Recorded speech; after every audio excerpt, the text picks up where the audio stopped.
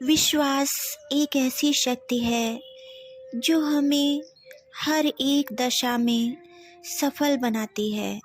हम किन्हीं भी परिस्थितियों में क्यों ना हो, हमें आगे बढ़ाती है। और तो और विश्वास मृत्यु के मुख से जीवन को छीन लाती है। नमस्कार, जय श्री कृष्ण।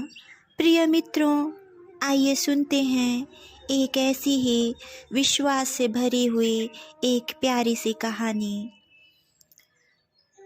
8 साल का एक बच्चा 1 रुपए का सिक्का मुट्ठी में लेकर एक दुकान पर जाकर कहता है, क्या आपकी दुकान में ईश्वर मिलेंगे?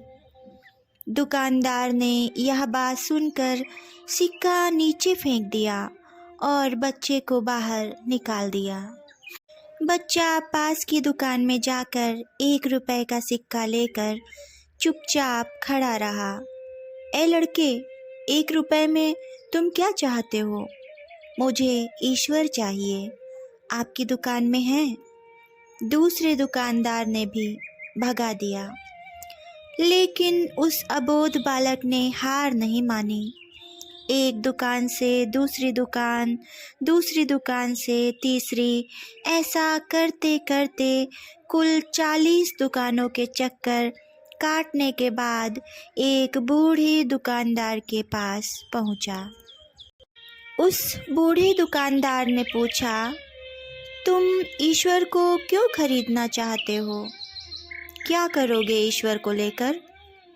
पहली बार एक दुकानदार के मुंह से यह प्रश्न सुनकर बच्चे के चेहरे पर आशा की किरणें लहराईं। लगता है इसी दुकान पर ही ईश्वर मिलेंगे। बच्चे ने बड़े उत्साह से उत्तर दिया, इस दुनिया में माँ के अलावा मेरा और कोई नहीं। मेरी माँ दिन भर काम करके मेरे लिए खाना लाती है। मेरी माँ इस समय अस्पताल में है। अगर मेरी माँ मर गई तो मुझे कौन खिलाएगा, कौन मेरा ध्यान रखेगा? डॉक्टर ने कहा है कि अब सिर्फ ईश्वर ही तुम्हारी माँ को बचा सकते हैं। क्या आपकी दुकान में ईश्वर मिलेंगे? दुकानदार, हाँ मिलेंगे। कितने पैसे हैं तुम्हारे पास?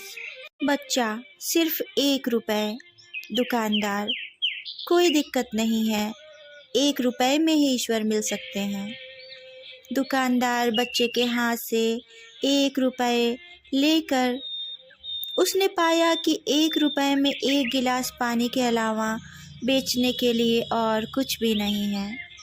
इसलिए उस बच्चे को फिल्टर से 1 गिलास पानी भरकर दे दिया और कहा, यह पानी पिलाने से ही तुम्हारी माँ ठीक हो जाएंगी। अगले दिन कुछ मेडिकल स्पेशलिस्ट उस अस्पताल में गए। बच्चे की माँ का ऑपरेशन हुआ और वह बहुत जल्द ही स्वस्थ हो गई। डिस्चार्ज के कागज़ पर अस्पताल का बिल देखकर उस महिला के होश उड़ गए। डॉक्टर ने उन्हें आश्वासन देकर कहा, टेंशन की कोई बात नहीं है। एक वृद्ध सज्जन ने आपके सारे बिल चुका दिए हैं, साथ में एक चिट्ठी भी दी है। महिला चिट्ठी खोलकर पढ़ने लगी। उसमें लिखा था, मुझे धन्यवाद देने की कोई आवश्यकता नहीं है। आपको तो स्वयं ईश्वर ने ही बचाया है। मैं तो सिर्फ एक जरिया हूँ। यदि आप धन्यवाद देना ही चाहती हैं तो अपने अबोध बच्चे को दीजिए, जो सिर्फ 1 रुपए लेकर नासमझों की तरह ईश्वर को ढूंढने निकल पड़ा। उसके मन में यह दृढ़ विश्वास था कि एकमात्र ईश्वर ही आपको बचा सकते हैं। विश्वास इसी को ही कहते हैं। ईश्वर को ढूंढने के लिए करोड़ों रुपए दान करने की आवश्यकता नहीं होती। यदि मन में अटूट विश्वास हो तो वे 1 रुपए में भी मिल सकते हैं। जय श्री कृष्ण। प्रिय मित्रों, आपको ये कहानी कैसी लगी?